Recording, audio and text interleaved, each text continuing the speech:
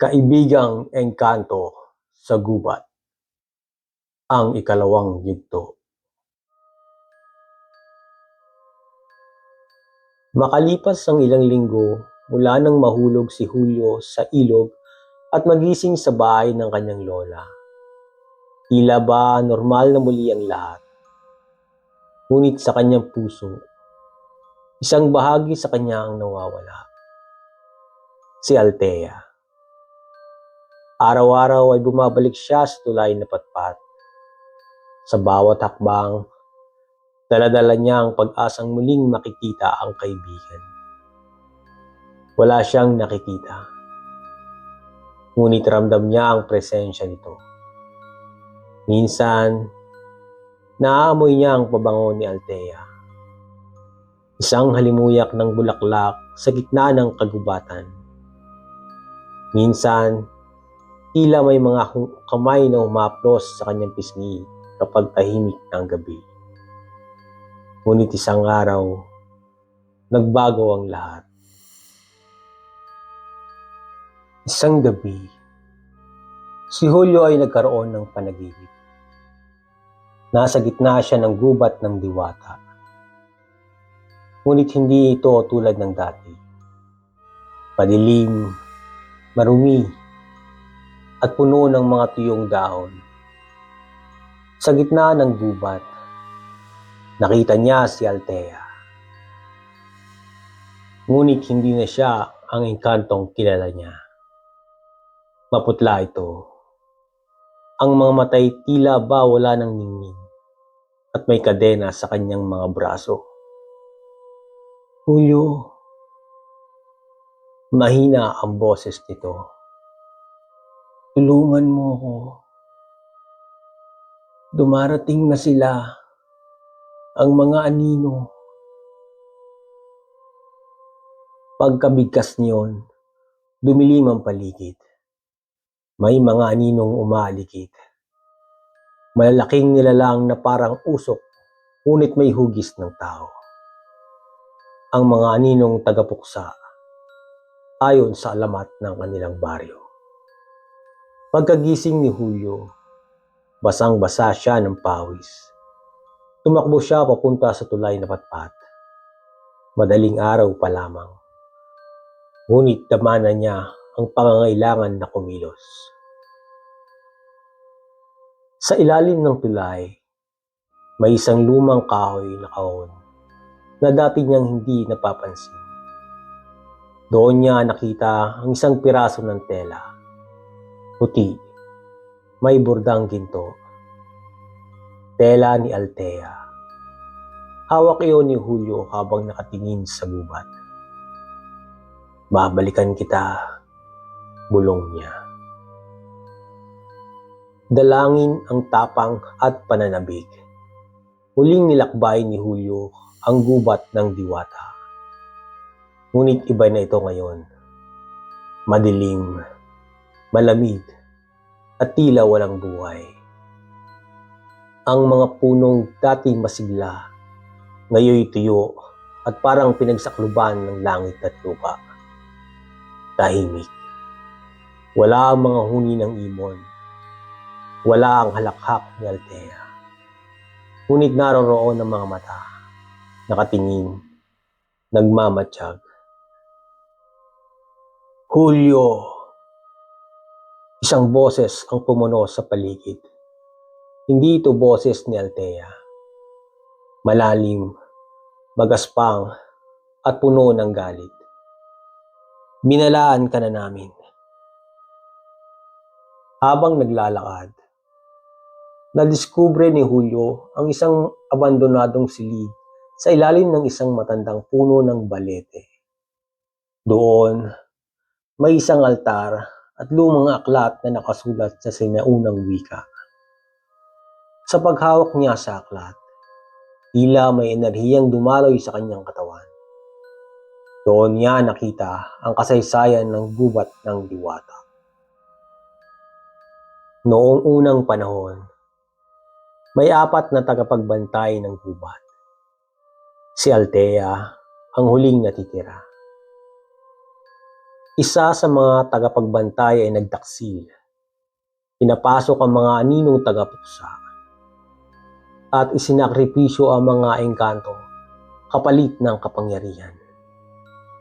Ang aklat ay may huling pahina na nagsasabing,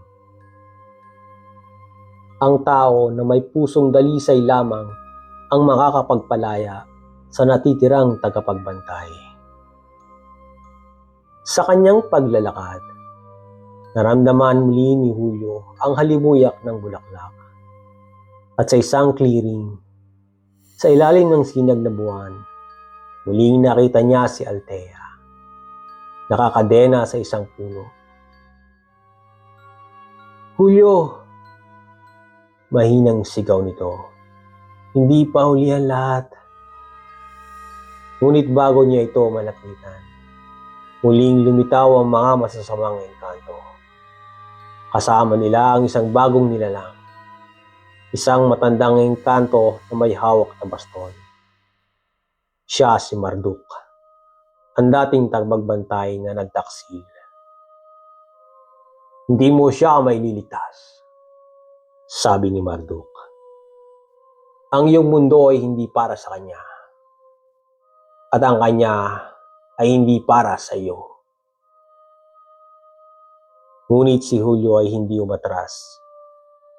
Sa kanyang kamay, umikislap ang tela ni Althea. At mula roon, isang liwanag ang bumalot sa paligid. Sumiklab ang labanan. Si Julio, gamit ang lakas ng kanyang puso at kabutihan, ay naglabas ng liwanag mula sa tela ni Althea.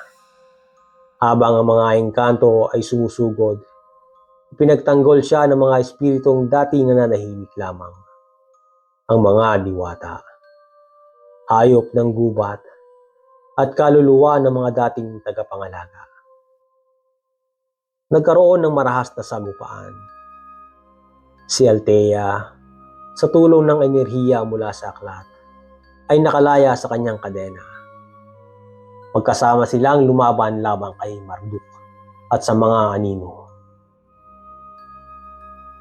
Hindi mo kami kayang wasakin, Marduk, sigaw ni Althea, habang pinapalibutan niya ito ng apoy na kulay asul. Ngunit malakas si Marduk. Sa isang iglap, itinapon si Julio at muntik nang mahulog sa bangin. Ngunit bago siya mahulog, may kamay na humawak sa kanya.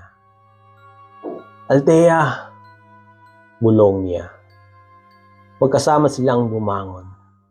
Sa uling sandali, ginamit ni Julio ang lakas mula sa aklat at tela ni Althea upang itulak ang liwanag sa puso ni Marduk. Sumigaw ito sa sakit. Ang katawan nito ay unti-unting naging alikabok hanggang sa tuluyang maglaho. Sa wakas, tahimik muli ang gubat ng diwata. Bumalik ang liwanag. Ang mga ibon ay muling umawit at ang mga punong kahoy ay muling namulaklak. Salamat, Julio, sabi ni Althea. Dahil sa iyo, malaya na ako. Ngunit kailangan ko nang bumalik sa mundo ng mga engkanto. Hindi mo ba ako pwedeng dalhin? Tanong ni Julio. May luhang pumapatak. Hindi. Malungkot ang ngiti ni Althea. Magkaiba ang ating mundo. Ngunit ang alaala natin ay mananatili. Lagi mo akong maaalala sa tuwing dadalaw ka sa tulay na patpat. Naglakad si Althea papunta sa gitna ng liwanag hanggang sa tuluyang maglaho. Makalipas ang maraming taon, si Julio ay isa ng matandang lalaki. Nakatira pa rin siya sa baryo ng tulay na patpat. At araw-araw ay dumadalaw sa tulay. Marami na siyang nakwentuhan tungkol kay Althea. Mga bata, mga apo, at mga dayo sa baryo. Ngunit isang gabi, habang nakaupo siya sa gilid ng tulay, may batang lumapit. "Lolo Julio!" Tawag ng bata. "Totoo po ba ang kwento niyo tungkol sa engkantong si Althea?" Ngumiti si Julio habang hawak ang piraso ng tela na minsan ay kanya nang hawak sa kabataan. "Basta't bukas ang puso mo sa kabutihan," sagot niya. "Ang mga engkanto ay tunay. At ang pagkakaibigan, kahit sa magkabilang mundo, ay hindi mawawala." At sa likod ng mga puno ng gubat ng diwata, isang liwanag ang muling sumiklab.